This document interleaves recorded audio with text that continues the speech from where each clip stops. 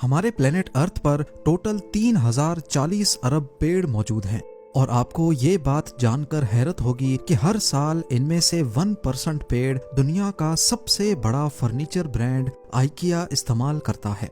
सालाना 30 अरब और हर गुजरते सेकंड 963 पेड़ आइकिया के फर्नीचर में इस्तेमाल होते हैं। पर किसको यकीन आएगा कि आइकिया की $1 बिलियन बिजनेस एम्पायर असल में माचिस के सिर्फ चंद डब्बों से शुरू हुई थी। वो बच्चा जिसे चीजों के नाम तक याद नहीं रहते थे, उसकी यही कमजोरी उसकी ताकत कैसे बनी। ज़ेम टीवी की वीडियोस में एक बार फिर से खुशामदीद। नाजरीन, इस बच्चे का नाम इंगवार कैम्पराट था, जिसने अपना सबसे पहला बिजनेस सिर्फ 6 साल की उम्र में किया था। उसकी फैमिली ने देखा कि ये बच्चा दूसरों से काफी डिफरेंट है और इसमें बिजनेस करने की सलाहियत मौजूद है। उसकी दादी ने उसको 88 स्वीडिश सेंट्स दिए, जिससे इंगवार ने 100 माचिस खरीदे। उसको इनकरेज करने के लिए उसका सबसे पहला कस्टमर भी उसकी दादी थी, जिन्होंने 3 सेंट्स में इंगवार से 1 माचिस खरीदा। आस पड़ोस में लोगों ने भी उससे माचिस खरीदे और ऐसे उसकी पहली इन्वेस्टमेंट 3 टाइम्स बढ़कर 3 स्वीडिश करोना हो गई। ये ज्यादा तो नहीं था, लेकिन इस एक्सपीरियंस ने इंगवार के अंदर चीजों को कम प्राइस में खरीदकर ज्यादा पैसों में बेचने का जुनून पैदा कर दिया। अपनी ग्रोइंग एज में जब बच्चे अपनी में ही मस्त रहते हैं, उस वक्त इंगवार ने मुख्तलिफ हाउस होल्ड आइटम्स बेचे और हर दफा अपनी इन्वेस्टमेंट डबल ट्रिपल करके वो फालतू खर्च नहीं बल्कि प्रॉफिट के पैसे वापस से इन्वेस्ट कर देता था। जब उसे स्कूल भेजा गया तो वहाँ पर उसमें एक अजीब बीमारी के सिम्टम्स पाए गए। डिसलेक्सिया नामी इस बीमारी में पढ़ने और याद रखने में मुश्किल होती है। पढ़ाई के अलावा इंगवार ने स्कूल में भी अपनी दुकान चमकाए रखी। वो अपने क्लास फेलोज को पेन्स, घड़ियां और बेल्ट्स जैसी चीजें सेल कर देता था। यहाँ तक कि उसने अपनी लाइफ का सबसे पहला बड़ा प्रॉफिट स्कूल में 500 पेन्स बेचकर ही कमाया।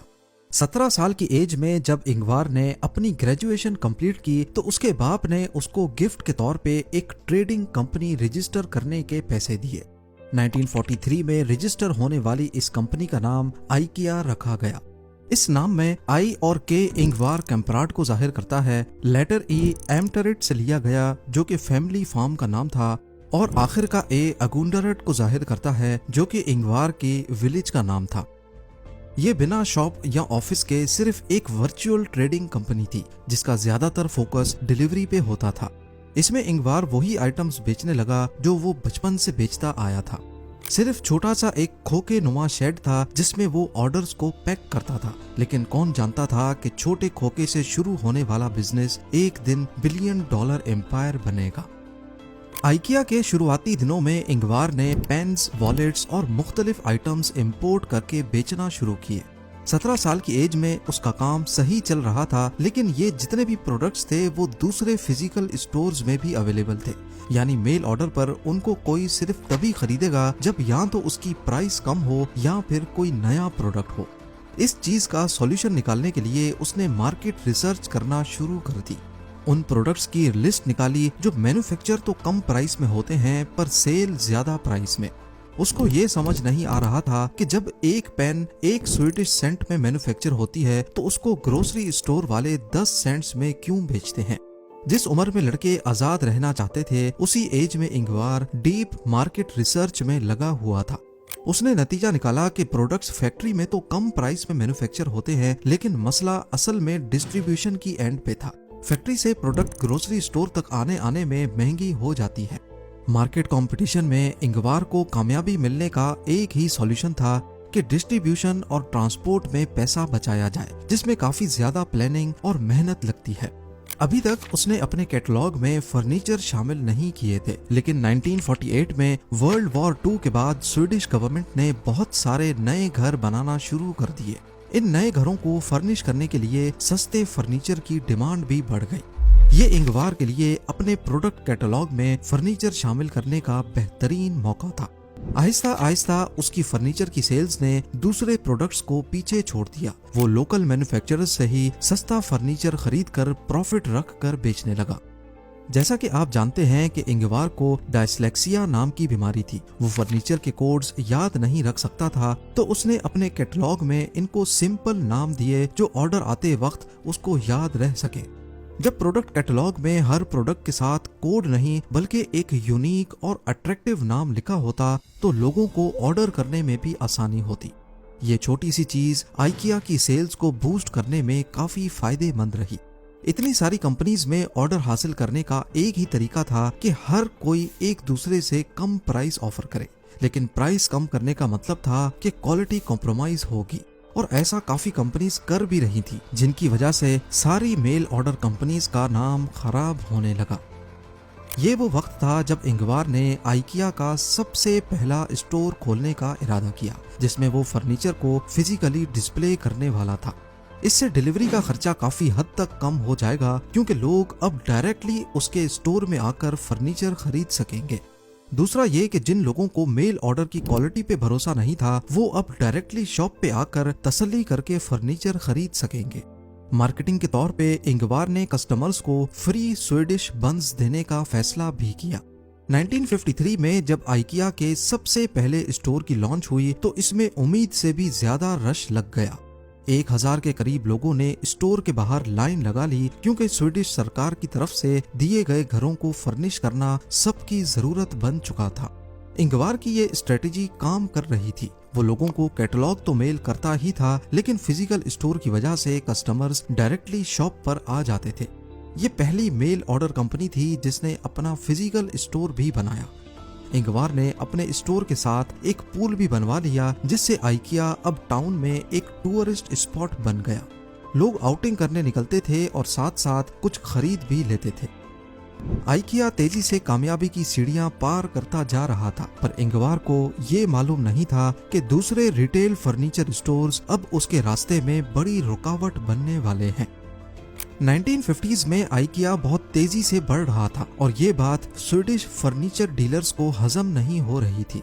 उसके मुखालिफ अभी तक पुराने मेल ऑर्डर मॉडल का इस्तेमाल कर रहे थे, इसलिए वो आइकिया के सस्ते दामों का मुकाबला नहीं कर सकते थे। फर्नीचर डीलर्स ने आइकिया को रोकने के लिए हर मुमकिन कोशिश की। पहले ट्रेड फेयर्स में आइकिया को बेचने पर पाबंदी लगवाई, क्योंकि जब भी कोई फेयर होता तो वहाँ आइकिया के स्टॉल पे सबसे ज्यादा रश होता। और ऐसा इसी वजह से हो रहा था क्योंकि बाकी स्टॉल्स सिर्फ कैटलॉग लेके बैठते थे, वहीं आइकिया के स्टॉल पर रियल फर्नीचर भी देखा जा सकता था। फिर डीलर्स ने कैटलॉग में लिखी प्राइस पर भी पाबंदी लगवा दी, क्योंकि इनमें सबसे कम प्राइस आइकिया की होती। इस बार आइकिया ने अपना खुद का ट्रेड फेयर लगा लिया, जिसमें उसको रोकने वाला कोई नहीं था। इसके जवाब में डीलर्स ने आइकिया के सप्लायर्स को धमकी दी कि अगर उन्होंने आइकिया को फर्नीचर बेचा तो वो उनसे खरीदना बंद कर देंगे। सप्लायर्स ने डर के मारे आइकिया को सप्लाई करना बंद कर दिया। ये इंगवार पर होने वाला डायरेक्ट हमला था, जिसने आइकिया की सेल्स को भी काफी अफेक्ट किया।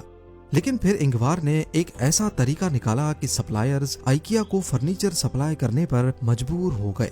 जहां दूसरे रिटेलर्स सप्लायर्स को 3 महीने में पेमेंट करते थे, आइकिया ने अनाउंस किया कि वो सिर्फ 10 दिनों में पेमेंट करेगा। इससे सप्लायर्स ने चुप चुप कर आइकिया को रात के अंधेरे में सप्लाई करना शुरू कर दिया। इसी बीच आइकिया ने अपने खुद के डिजाइन भी बनवाए और पोलैंड से वुडन चेयर्स भी बनवाई, जो कि दूसरे रिटेलर्स के वहमो गुमान में भी नहीं था। इस तरह बाइकॉट ने आइकिया को कमजोर करने के बजाय मजीद मजबूत बनाया और वो अपने मुखालिफों के हर वार से बच निकला। एक दिन आइकिया के एक एम्प्लॉय ने नोट किया कि एक कस्टमर अपनी कार में टेबल को फिट करने की कोशिश कर रहा है, लेकिन टेबल फिट नहीं आ रही। उसने मशवरा दिया कि क्यों ना टेबल के पांव उतार दिए जाएं। इस आइडिया ने तो जैसे आइकिया का फ्यूचर ही बदल दिया। टेबल के पांव आसानी से उतार कर वापस लगाए जा सकते थे, और इंगवार ने फौरन इस आइडिया को अपने बिजनेस की बैकबोन बना दिया। फ्लैट पैक फर्नीचर बनाने से आइकिया का फर्नीचर ज्यादा कॉम्पैक्ट हो गया, जिसे स्टोर और ट्रांसपोर्ट करना सस्ता और आसान हो गया। डैमेज का खतरा भी कम हो गया और कस्टमर्स अपना फर्नीचर सेम डे घर ले जा सकते थे। इससे आइकिया को कॉस्ट कट करने और जल्दी डिलीवरी का फायदा मिला। कस्टमर्स खुद अपना फर्नीचर असेंबल करते थे और उनकी अपने फर्नीचर के साथ ज्यादा इमोशनल अटैचमेंट होती थी। ये नया तरीका इतना वायरल हुआ कि लोगों ने इसको आइकिया इफेक्ट कहना शुरू कर दिया। फर्नीचर इंडस्ट्री में डिसअसेंबल्ड फर्नीचर का कॉन्सेप्ट पहली बार आइकिया ने ही मुतारिफ करवाया, जिसे आज पूरी दुनिया में इस्तेमाल किया जाता है। मैन्युफैक्चरिंग करते वक्त फर्नीचर में ऐसी प्रॉपर्टीज रखी जाती हैं जिससे वो डिसअसेंबल होकर कम खर्च में डिलीवर हो सकें। आइकिया के पहले स्टोर की कामयाबी के बाद इंगवार ने एक नया और बड़ा स्टोर खोलने का फैसला किया, जो स्वीडन के कैपिटल स्टॉकहोम के बाहर एक सस्ती जगह पर था। ये स्टोर 8 फुटबॉल फील्ड जितना बड़ा और 3 मंजिलों पर मुश्तमिल था। इंगवार ने कस्टमर्स की साइकोलॉजी को समझकर स्टोर का लेआउट बनाया। स्टोर में एक ही एंट्रेंस और एग्जिट रखी गई। कस्टमर्स एक रास्ते पर चलकर पूरे स्टोर को देखते थे, जिससे कोई भी चीज उनकी आंखों से मिस नहीं होती थी और वो ऐसी चीजें भी खरीद लेते जो प्लान में नहीं होती थी। आइकिया का लेआउट ऐसा बनाया गया कि कस्टमर्स ज्यादा वक्त अंदर गुजारते, पर मसला ये था कि दोपहर के वक्त स्टोर खाली हो जाता था। इंगवार ने नोटिस किया कि ऐसा इस वजह से हो रहा है क्योंकि लोग लंच ब्रेक के लिए निकलते हैं फिर वापस नहीं आते। लिहाजा इंगवार ने आइकिया स्टोर के अंदर ही एक रेस्टोरेंट भी खोल लिया। इंगवार की सोच बिल्कुल सही साबित हुई। रेस्टोरेंट खोलने के बाद कस्टमर्स देर तक स्टोर में ही रहते और भूख लगने की सूरत में वहीं से खाना खा लेते।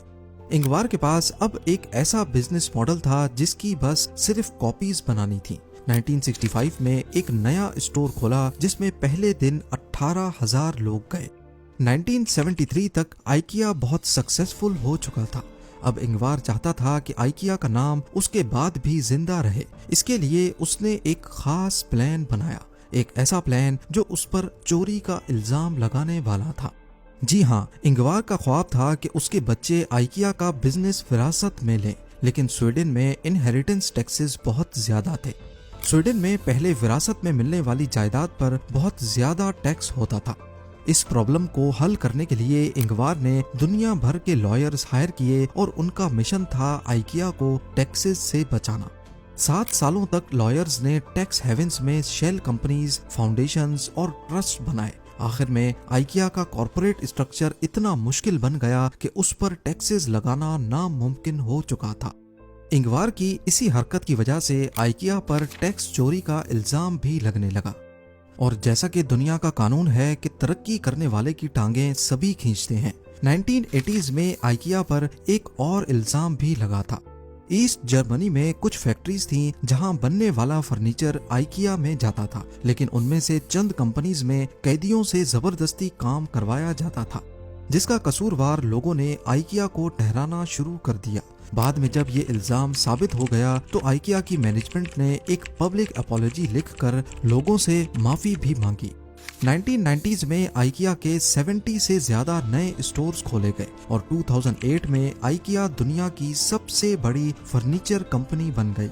2018 में इंगवार कैम्प्राड 91 ईयर्स की एज में दुनिया को छोड़ गए।